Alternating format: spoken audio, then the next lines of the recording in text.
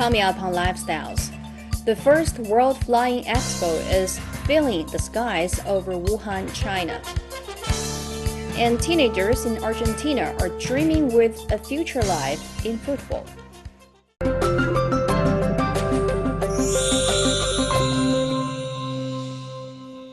Hello, I'm Li Xiaoning in Beijing. You're watching Lifestyles on CNC World.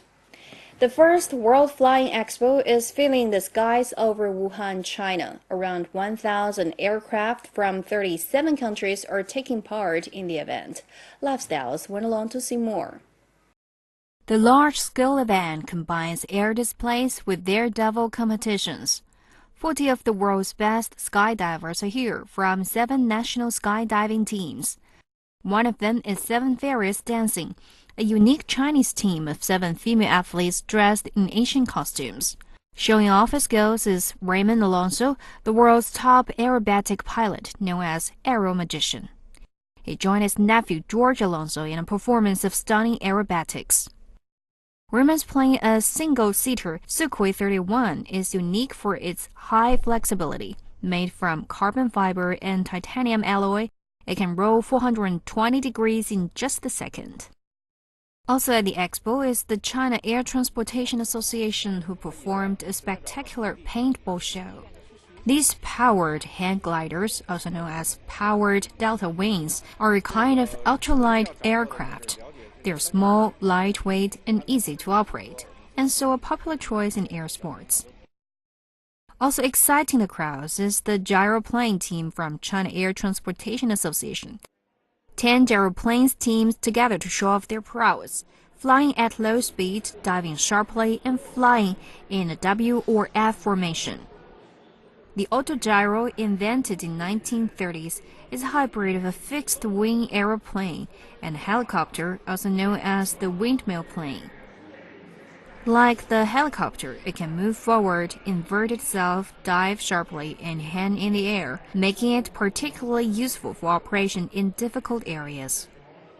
The 40th World Flying Expo continues until Tuesday. A dance group from rural Yunnan province in southwest China have traveled to Namibia for a special African performance. Lifestyles went along to join them. The performance is called Charming and Colorful Yunnan. It features dances with rich national characteristics and visual impact, such as Peacock of Dai nationality, Shangri-La of Tibetan nationality, and Fire Festival of Yi nationality. Artists also put on a show of acrobats which delighted the crowd. The event was organized by Chinese Embassy to Namibia and Cultural Department of Yunnan Province as a way of establishing friendship with this East African country. Durian is the fruit that divides opinion. Half can't stand the large, thorny fruit with its famous rotten smell. Others can't get enough. We headed to Nanning, southwest China, where supporters are holding a festival especially for the fruit. More than 2,000 fresh Mongshan king durians in their large spike shells have been transported here from Malaysia. According to organizers, Malaysian durians in their shells are not normally allowed to enter China. As such, some fans have come a long way just to appreciate an authentic taste. There are over 30 types of durian growing across Asia. The fruit can grow up to 30 centimeters long, weigh 3 kilograms, and is covered in formidable spikes capable of drawing blood. As well as being used as a snack, it is valued for its medicinal properties. Laos celebrated That Luan Festival last week, its grand 3-day religious ceremony with food and offerings. Let's take a look. Tha Luan is a national symbol and most important religious monument of Laos. The festival is held in Vientiane during the full moon of the 12th lunar month. It is one of the biggest and most colorful events in Laos, and people nationwide anticipate it with great fervor. Devotees in traditional dress carried food and offerings to the rows of orange-clad monks. Afterwards, they gather with their family and friends to sit and eat traditional festival dishes, including chicken soup and noodles, taking place on the last day of the festival. The final day also includes other time-honored rituals, a game of Lao-style hockey in the afternoon, and a colorful candlelight procession in the evening. For many teenagers, football is more than a pastime. It's a way to escape their poor neighborhoods and steer clear of trouble. We went to South America to take a closer look. 14-year-old Carlos Nahuel Ramirez lives in the city's Bajo Flores neighborhood in Buenos Aires, Argentina. He lives in the shadow of the San Lorenzo Stadium, one of Argentina's big five. But he says his heart lies elsewhere. Carlos plays at the modest Club Atlético Madre del Pueblo, a soccer field built by the local residents with the help of a private construction firm. The club's mission is to create a preventive framework of sound spaces and positive leadership in the neighborhood, providing children and youth with an identity and sense of belonging, and promoting the integration of the population. His father is a construction worker and his mother is a cleaner. They stress the importance of getting a good education, but also see how football is helping to keep Carlos out of trouble. Carlos is just one of many teenagers in similar neighborhoods around the world choosing football as a means to tackle adversity and shoot for a better life. Rama Adele is a teenage girl overcoming adversity through sheer determination. Undeterred by her disability, she has learned how to write with her mouth and is passing school one hard-fought grade at a time. Lifestyles has her story. Rama Adele was born in a small village in Egypt's Giza Governorate. Soon after birth, her mother noticed that she was developing with weaker than usual muscles. Rama was soon unable to walk. She now depends on her mother, brothers, and sisters when eating, drinking, and moving. After a time, her family moved to Cairo, attempting to find better treatment for their daughter. But by age 7, Rama was determined to go to school. School is not easy, Rama says. She relies on the support of staff and her friends who have been eager to help. Her biggest obstacle is writing. Unable to use her hands, she has had to develop her own technique. Rama perseveres, motivated by her dream to one day become a doctor, helping to relieve the pain of others. Disabled children such as Rama are able to develop their skills through support and encourage them. To help, Egypt has launched a Kataful and Karama cash transfer program targeting underprivileged elderly people and those with disabilities. Launched in March, it has since been rolled out nationwide to reach 1.7 million beneficiaries by June this year. In Lebanon, the ancient Buckley National Library building has been restored and furnished to resume the role of a public library. Let's take a look. The library occupies about 1,500 square meters and has more than 140,000 books. It's the largest public library in Lebanon. The importance of the library is being the largest public library in Lebanon, and its visitors come from all the regions of the country. We are here in the children's section, and its manager receives the school principals and students for various projects.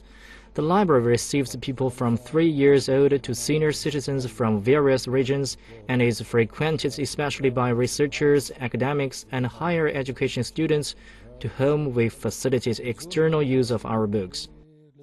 It was equipped with various volumes, reference books, periodicals, and necessary equipment, and run by well-trained and experienced staff. The library aims at meeting the needs of scholars, stimulating and developing the cultural movement, and contributing to social awareness. The library was built upon the initiative of head of the Lebanese Democratic Gathering MP Walid Jumblat in 1987. The library has been established as a pioneer in Lebanon and the region.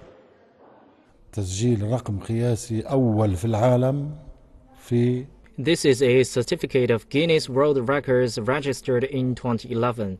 In the presence of Guinness officials, we managed to exchange 1,450 books in 8 hours, while the earlier record was 250 books.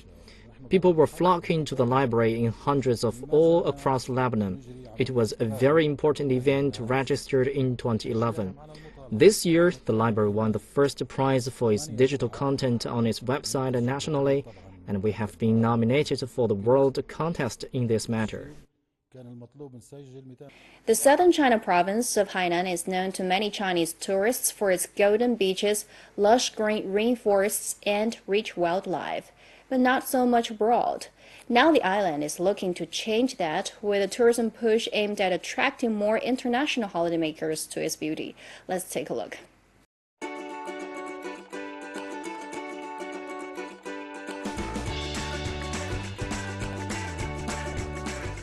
I never even knew that Hainan was a tropical paradise. I didn't even know that China had its own Hawaii. At this event in Beijing, potential foreign tourists are learning a few things about Hainan's tourist gems. The theme of the event is I Am in Hainan, where foreign guests are welcomed to discover the specialties of this beautiful and quieter isle, such as coconut snacks, monkeys and golf courses.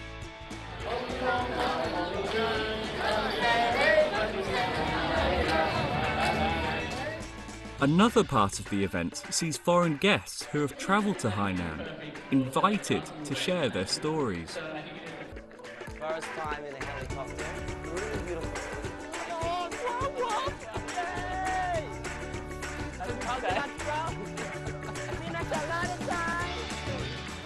The best experience would definitely be the horse riding, and it was really exciting for me to get to ride a horse on the beach. Yeah, I would definitely recommend an experience like that to my friends and family.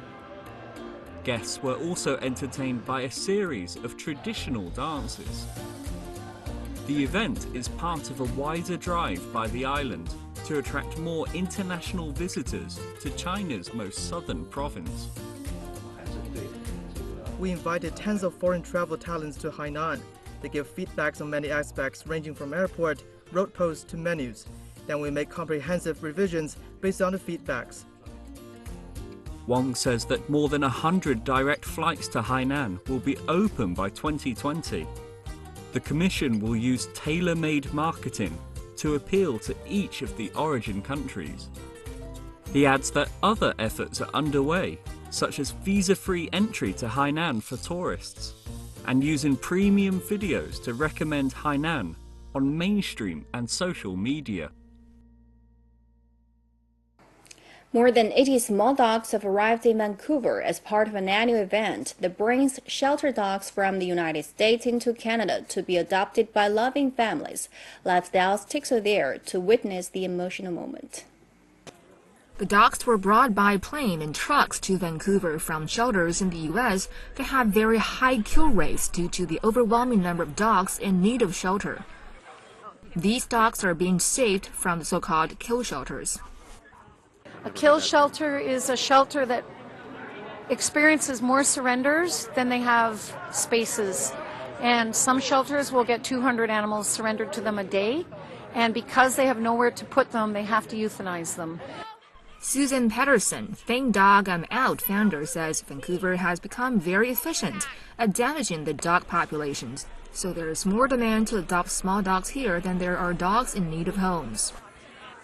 It's a different story south of the border, and especially so in California, where this summer's terrible wildfire season caused a spike of shelter dogs. $9 million dogs. 9 million dogs are surrendered into U.S. shelters a year, and 9,000 dogs are euthanized a day in the U.S. And those were words that I would have never understood. Patterson formed his organization and started bringing the dogs to Vancouver 5 years ago.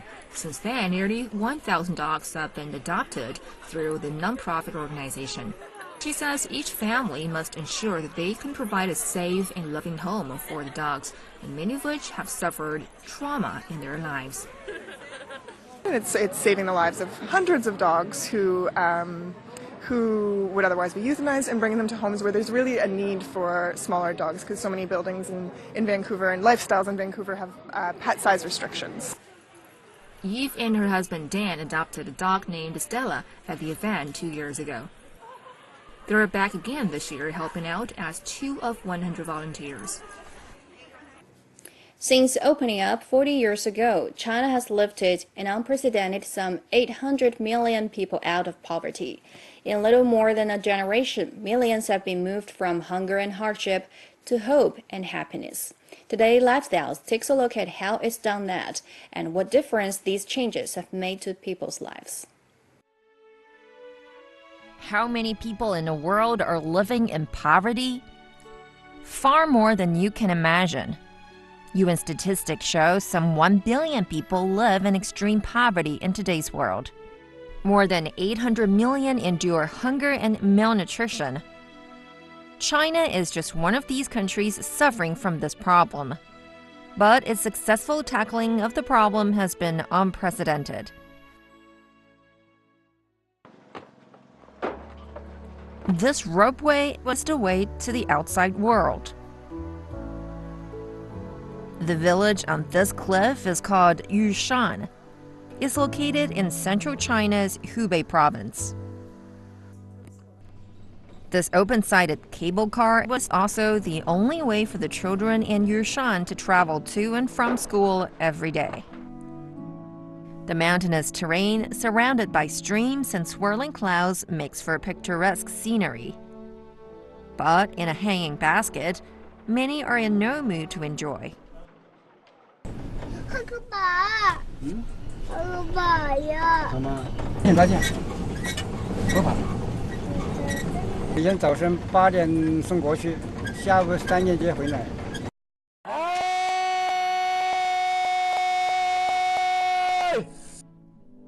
The shout is sending the signal they are ready to go.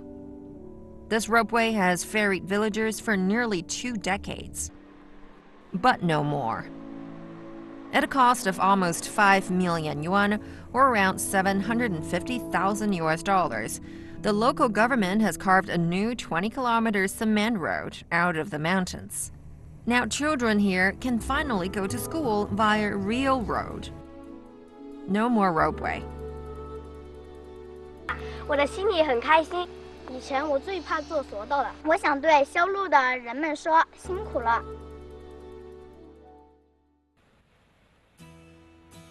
All the herders of Kizilto village are taking a final photo of the summer pasture, where their ancestors have grazed for generations. They will not be back next year.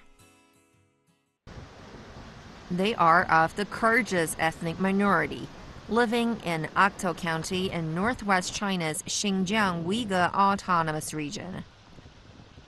The herders have always led a nomadic life, and their journey from place to place is often dangerous. The isolated village has 195 households. 132 of them live under poverty line. The plateau region of Akto is one of the 14th most impoverished area in the country. With it being so difficult to build infrastructure and improve living conditions there, relocation is the only realistic choice. The local government plans to relocate all the 20,000 herdsmen by 2020. The mountains will no longer obstruct their path to a better life.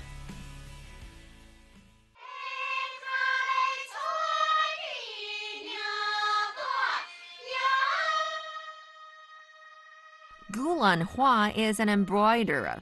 She is also a Miao girl. The Miao are the 6th biggest of China's 56 ethnic groups.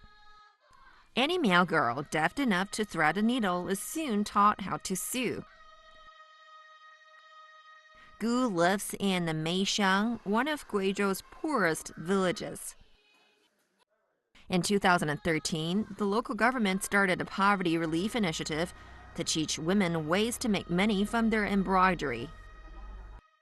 Gu joined the program and established a cooperative with neighboring villages, which has trained 800 people. The Meixiang Cooperative now has secured international contracts from the US, Germany, and Switzerland. It generates annual sales of more than 1 million yuan.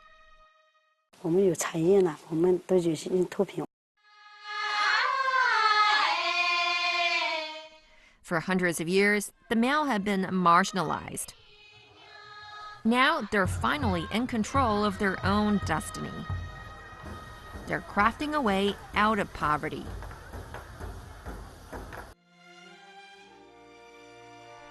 From 1981 to 2012, China has lifted more than 790 million of its citizens out of poverty. That accounts for more than 71% of global poverty reduction. In 1990, 61% of all Chinese were living in extreme poverty. By 2016, it was about 3% and still falling. In the past 5 years, the number of people living in poverty dropped to about 43 million at the end of 2016, from nearly 100 million at the end of 2012. It is predicted to lift 66 million out of poverty in the 2013 to 2017 period. That figure is equivalent to the total population of France. China has got there by being proactive. By the end of 2016, around 775,000 officials have been sent to rural areas. From 2013 to 2017, the special funds allocated to poverty alleviation by the central government have been increasing year by year, totaled $42 billion. Besides combating poverty at home, China has also done its bit to help other developing countries. Since its birth in 1949, China has provided nearly $60 billion to over 160 countries and international organizations. It has sent more than 600,000 aid workers abroad and given medical assistance to 69 countries. The goal by the United Nations is to end all extreme poverty by 2030. China pledges to reach this ambitious goal 10 years early, and it's on track. But it knows that poverty is a chronic problem, one that can only be tackled by the whole world fighting against it together. That's all for today's program. For more news and highlights, follow us at our website. It's en.cnsnews.cn. Thank you for being with us. We'll see you next time.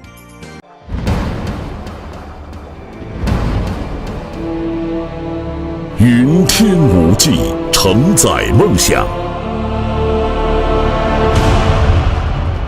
中国南方航空是中国运输飞机最多、航线网络最发达、年客运量最大的航空公司。亚洲第一，全球第三，是南航缔造的业界奇迹。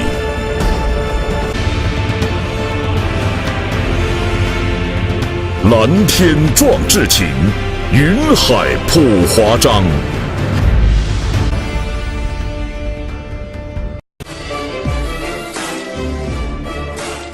同心地产，芝加哥最大的华人中介团队，无论是家居或是商业地产，给你带来全方位的最佳服务。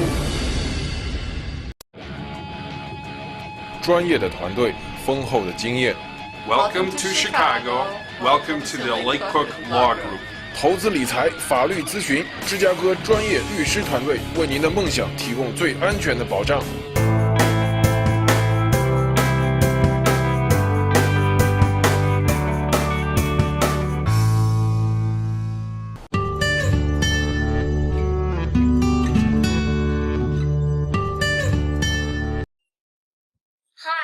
This is Little Chinese Channel, 小小中文, Lesson 25. In this lesson, we will be teaching you these 6 Chinese characters. From our last lesson, we learned the character mi. If we put a horizontal stroke on top of the dot, this makes lai, means to come. Lai dao. Means to come to. Lai is part of this character. We turn lai back into mu and put a second mu on its left side.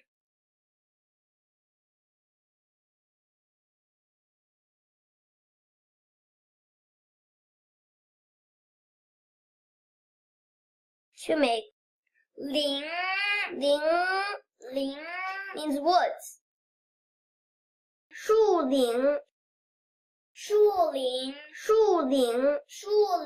means woods. Next, we'll learn a new root character.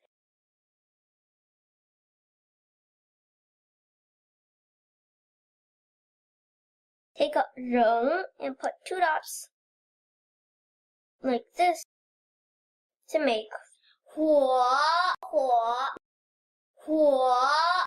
means fire. 着火 means on fire. If we take 火 and put a horizontal stroke and a down stroke to the left on top, this makes 灰 means ash or gray. 灰色 means gray. If we take away the downstroke to the left, but leave the horizontal stroke, it turns into 灭 means to extinguish.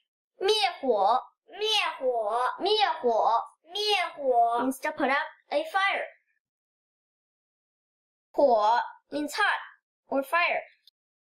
If you put a second 火 on top of 火, its main reason is very hot, which is 炎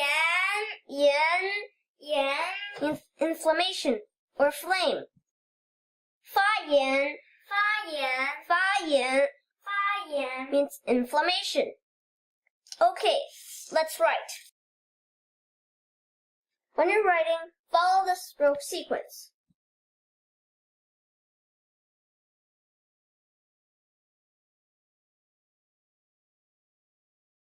来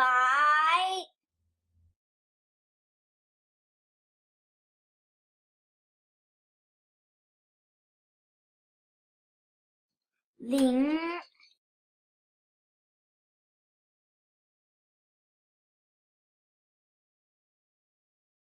火 灰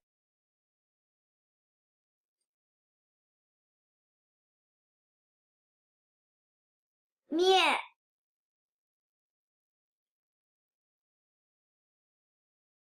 炎